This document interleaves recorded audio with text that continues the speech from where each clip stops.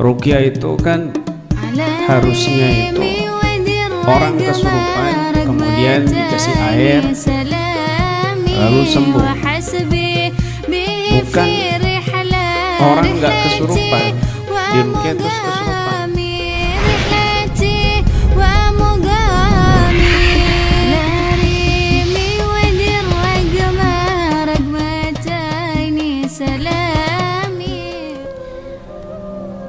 Dan ruqyah ini perlu diketahui juga bahwasanya mungkin ada sebagian orang ya yang mengingkari pengobatan ruqyah. Ruqyah itu kan harusnya itu orang kesurupan kemudian dikasih air lalu sembuh, bukan orang nggak kesurupan diruqyah terus kesurupan gitu. Bukan seperti itu. Orang datang ya kepada dia lalu diruqyah, maka harusnya dia sembuh, tetapi malah kesurupan. Ini ruqyahnya mendatangkan jin. Ini ruqyahnya justru mengundang jin itu. Ya, menurut sebagian mereka yang menentang pengobatan ruqyah. Harusnya ruqyah itu seperti kiai-kiai Habib-Habib. Ada orang kesurupan dikasih air disembur sembuh, nggak kesurupan. Ini kok ruqyah masal, sehat nggak kenapa-kenapa, normal malah kesurupan. Ini bukan ruqyah, ini ruqyah yang sesat. Ini dukun, ilmu dukun, kan ada sebagian yang berkata seperti itu. Ya, maka kita jawab orang ini tidak bisa menilai ruqyah secara objektivitasnya. Dan juga tidak bisa menilai gangguan yang ada pada pasien. Jadi objek ruqyah dan pasien ini dua permasalahan yang berbeda. Ruqyah itu bukan hanya nanganin pasien yang pada awalnya dia kesurupan atau terganggu mentalnya, tapi juga menjadi wasilah pengobatan untuk pasien yang mengalami gangguan medis ataupun non medis, bahkan juga gangguan psikis. Jadi kalau ada orang yang berpikiran ruqyah itu hanya penanganan bagi pasien yang terkena gangguan kesurupan saja, jelas pikiran semacam ini pikiran picik, sempit, dan dia mengada-ngada dalam mendefinisikan ruqyah. Ya. Kita perlu pahami hakikat ruqyah itu apa, biar paham, biar tidak nyalah-nyalahin pengobatan ruqyah yang ada saat ini. Dia tidak memahami hakikatnya ruqyah. Al-Hafidz Ibnu Hajar Al-Asqalani di dalam kitabnya Fathul Bari Syarah Sahih Al-Bukhari dengan tegas simpel beliau mengatakan haqiqatul ruqyah kalamun yustasfa min kulli aridin, adalah ucapan ya, suatu ucapan yang dijadikan wasilah kesembuhan dari segala macam penyakit dan gangguan. Min kulli aridin, perhatikan ya. Bahkan Al-Imam Al-Qurrafi beliau juga pernah mendefinisikan ruqyah, hakikat ruqyah itu al-fat khasah yahdus indaha syifa minal asgam wal adwa wal asbabil muhlikah, yaitu kalimat-kalimat khusus untuk penyembuhan dari segala macam penyakit dan penyebab-penyebab yang merusak. Dari dua penjelasan ulama ini, Al-Hafidz Ibnu Hajar dan Al-Imam Al-Qurrafi, kita bisa paham bahwa hakikat ruqyah adalah bacaan khusus yang diniatkan untuk kesembuhan dari segala macam gangguan dan penyakit serta segala apapun penyebab yang membahayakan diri kita. Ya, tidak ada satupun hadis ataupun makalah ruqyah, ya, atau makalah tentang ruqyah dari para ulama ataupun hadis yang mengatakan ruqyah pengobatan terhadap orang yang kesurupan saja. Jadi kalau ada yang bertanya ruqyah itu yang sebenarnya hanya untuk orang yang kesurupan saja, berarti dia membatasi hakikat ruqyah yang sudah dibakukan oleh para ulama. Jadi kalau ada orang yang nggak kenapa-kenapa lalu di ruqyah itu kesurupan, ini bukan ruqyah, ini statement yang ngawur dan salah fatal. Dia tidak memahami hakikat daripada ruqyah itu sendiri. Coba kalau kita tanya balik kepada mereka, tunjukkan kepada kita satu hadis pun atau satu makalah pun bahwa ruqyah itu pengobatan hanya untuk orang yang kesurupan saja, bukan orang yang penyakit psikis, bukan orang yang penyakit non medis yang dia tidak kesurupan tetapi ada penyakit gangguan sihir. Satu pun hadis, coba dia tidak akan menemukan hadisnya, tidak akan justru kebalikannya, banyak ditemukan hadis-hadis di mana orang itu awalnya sehat lalu diruqyah muntah-muntah, ya, bahkan orang yang dia punya penyakit as-sara, kesurupan, tetapi kumat, kadang sehat, kadang kumat, kadang sehat, kadang kumat. Ya, ini hadisnya banyak. Hadis ini banyak begitu. Ya, seperti hadis seorang perempuan yang punya anak. Ini ada di kitab Ahkamul Marjan fi Ahkamil Jan. Ada seorang ibu-ibu yang membawa anak kecil yang dia ini anaknya ini ya khudhu minha ghida'ana wa asya'an, yang sering kesurupan di pagi dan sore hari, itu anaknya. Ya Rasulullah, ini anak saya sering kesurupan, masruk gitu ya, kesurupan jin. Kenapa kita katakan kesurupan jin? Karena ada riwayat lagi yang kuat, ya, menjadi syahidnya. Nabi mengatakan ketika memegang dadanya anak itu, Nabi mengatakan ukhrud ya adu Allah, keluar wahai musuh Allah. Ini indikasi bahwa syara di situ, kesurupan di situ adalah karena kemasukan jin, ya, karena kemasukan jin. Di sini artinya apa? Itu artinya bahwa ada waktu jedah di mana si anak ini sehat, tapi dia setiap pagi dan sore kumat. Kalau malam dan juga siang enggak kumat, tapi tetap dia dikatakan masru, kesurupan.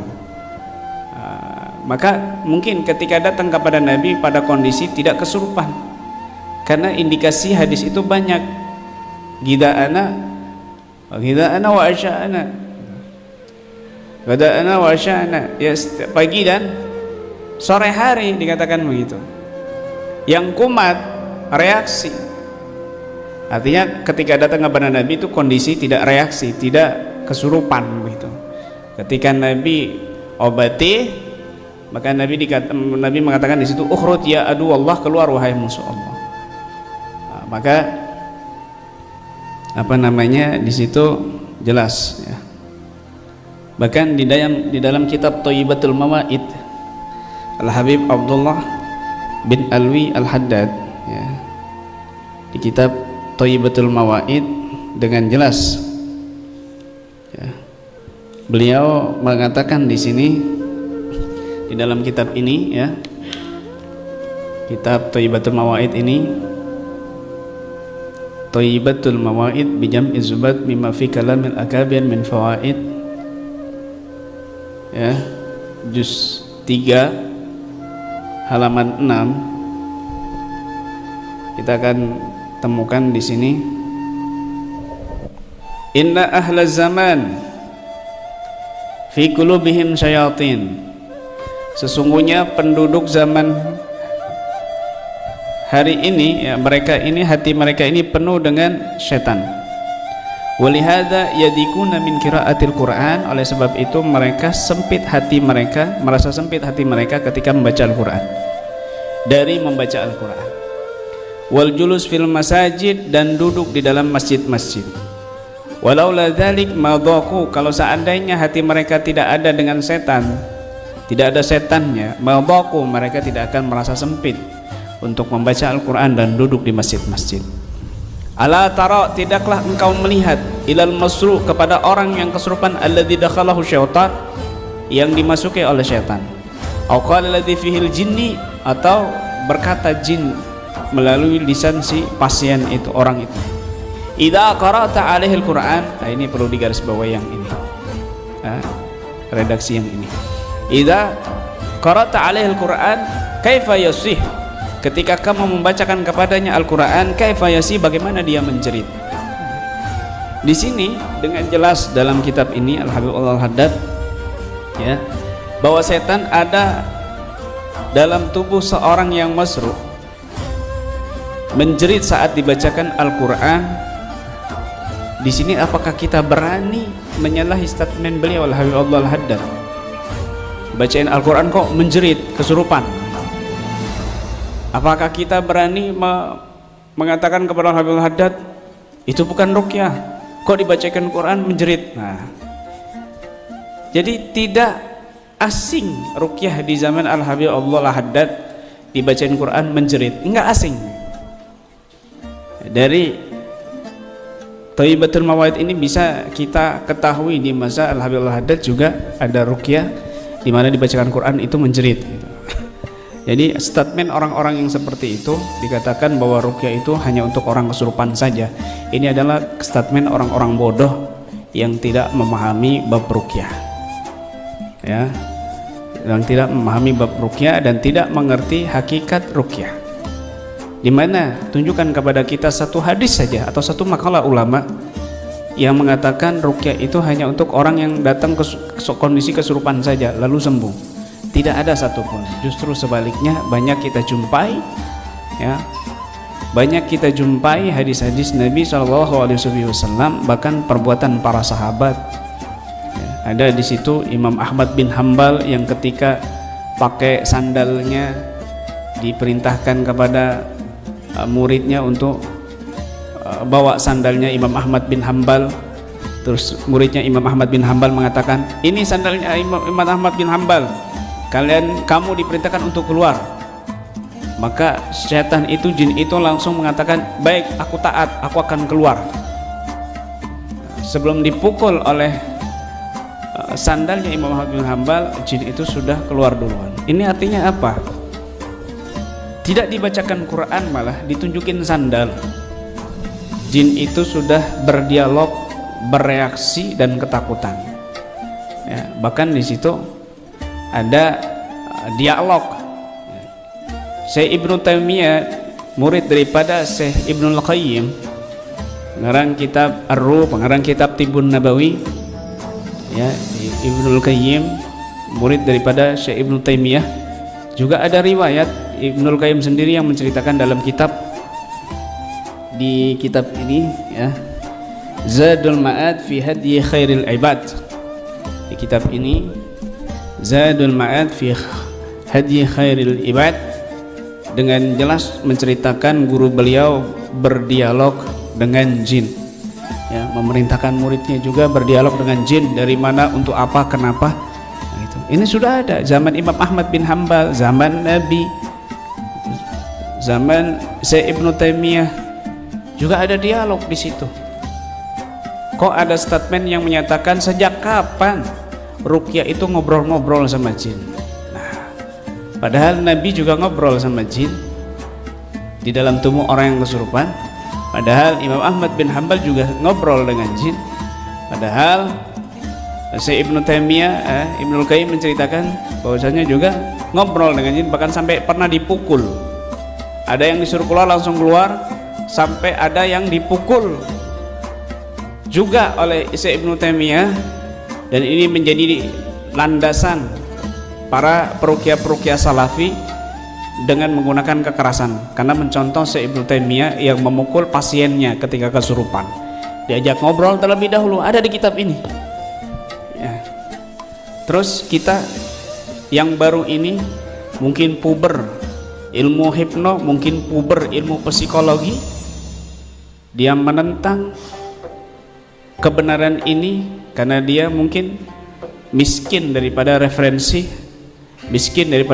sejarah dan hadis, lalu menyatakan dirinya ini sang pencerah, lalu menyatakan dirinya ini adalah yang paling benar. Naudzubillah min dzalik. Itu artinya dia sudah kesurupan, belum bertatap muka ya, dia sudah kesurupan, belum bertemu tapi dia sudah kesurupan ya. Kalau menurut ilmunya dia, ilmu psikologinya dia, itu dia sudah kesurupan. Kenapa? Karena kesurupan itu menurut ilmu psikologi adalah satu reaksi yang dia lampiaskan dari alam bawah sadarnya, daripada rasa keinginan, rasa gelisah, rasa penasaran, rasa yang dia simpan di alam bawah sadarnya, lalu saat itu dilampiaskan dan ngomel-ngomel, temperamen. Nah, ini juga dinamakan kesurupan secara ilmu psikologi, bereaksi dan lain sebagainya, begitu ya. Menentang kesurupan secara ilmu agama dan dia membenarkan kesurupan secara ilmu psikologi. Ini orang bodoh yang sangat luar biasa bodoh ya, bodoh. Kenapa? Dia percaya dengan ilmu psikologinya yang sumbernya dari orang-orang barat, makalah-makalahnya, rumusan-rumusan ilmu psikologinya kebanyakan dari orang barat, tetapi dia menentang dalil-dalil yang bersumber dari para ulama soleh dan bersumber daripada Al-Quran dan hadis Nabi Sallallahu Alaihi Wasallam. Naudzubillah min dzalik. Orang ini adalah preman puber ya. Preman puber. Naudzubillah min dzalik.